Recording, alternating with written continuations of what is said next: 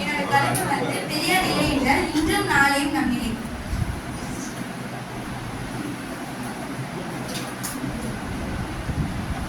இன்று ஒரு புதிய விடியல் அறிவை மட்டும் நம்பும் தலைமுறையின் விழிப்பு. இந்த அவையோரில் அமர்ந்திருக்கும் அனைவருக்கும் என் வணக்கத்தை கூறி நான் என்னுடைய உரையை ஆரம்பம் செய்கிறேன்.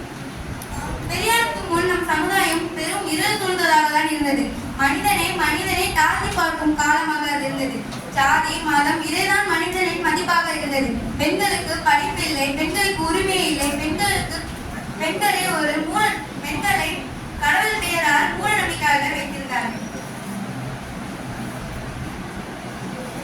பெரியார் மட்டும் இல்லாமல் இருந்தால் இன்றும் இங்கு ஒரு ஜாதி நீதிமன்றம் தான் இருந்திருக்கும். என் பெயருக்கு முன்னால் மகன் என்றும் கூறாமல் என்று சொல்ல மட்டும்தான் முடிந்திருக்கும். இன்று நான் தான் என்றும் கூறும் தைரியம் பெரியார் வந்ததால் தானே நம் அனைவருக்கும் கிடைத்திருக்கிறது. அந்த காலத்தில் எல்லாம் ஒருத்தன் பிறந்தால் அவனோட ஜாதியை வச்சுதான் அவனை மதிப்பார்கள். ஆனால் இன்று பெரியார் கூறிய பின்புதான் பெரியார் என்ன கூறினார்கள் என்றால், மனிதன் பிறப்பால் அல்ல பணியால் உயர்ந்தும் என்று கூறினார். பிறகு பெரியார் கேட்டார்கள், ஏன் ஒரு மனிதனுக்கு மட்டும் எல்லா சுகமும் மற்றொரு மனிதனுக்கு எல்லாம் துக்கமும் என்று. பெரியார் தான் பெண்களின் கல்விக்காகவும் உரிமைக்காகவும் மிகவும் போராடினார்கள். அவர்கள் ஜாதியை கிழித்து ஒழித்தார்கள், மூட நம்பிக்கையை ஒழித்தார்கள். அவர்கள் கூடிய போராட்டத்திற்கு காரணமாக தான் இன்றும் நம் பெண்கள் அனைவரும் படித்துக் கொண்டிருக்கிறார்கள். நம் வீட்டில் இருக்கும் பெண்கள் எல்லாம் படித்து அதற்கு ஏற்ற பணியில் பணிபுரிகிறார்கள் என்றால் அது பெரியாரின் ஒரு போராட்டத்தினால் தான்.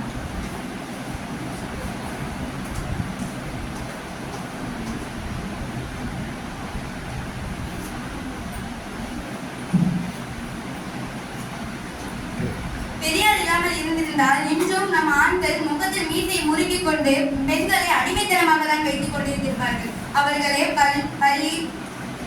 பள்ளி அறிவு எதுவும் கற்பாமல் அவர்களை வீட்டிலேயே வைத்திருந்திருப்பார்கள். ஆனால் பெரியார் பெண்களும் ஒரு மனிதன் தான், அவளும் படிக்கட்டும் என்று சொல்லிய காரணத்தினால்தான் இன்று பெண்கள் அனைவரும் படித்து அவர்களோட பணியில் மிகவும் உயர்ந்ததாக இருக்கிறார்கள். பெரியார் இல்லாமல் இருந்திருந்தால் நம் பெண்களோட நிலையை நாம் ஒன்றும் சிந்தித்து பார்க்க வேண்டிய ஒன்றாக தான் இருக்கிறது.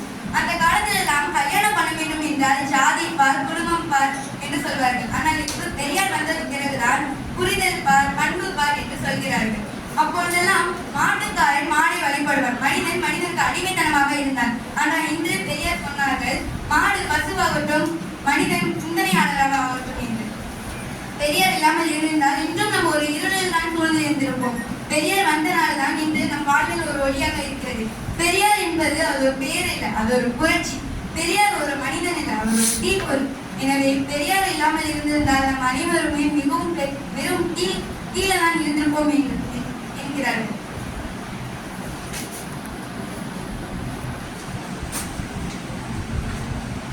எனவே சிந்தனை வளரட்டும், அறிவு வளரட்டும், பெரியாருடைய சிந்தனை என்றென்றும் நம் நினைவில் இருக்கட்டும் என்று நன்றி சொல்கிறது.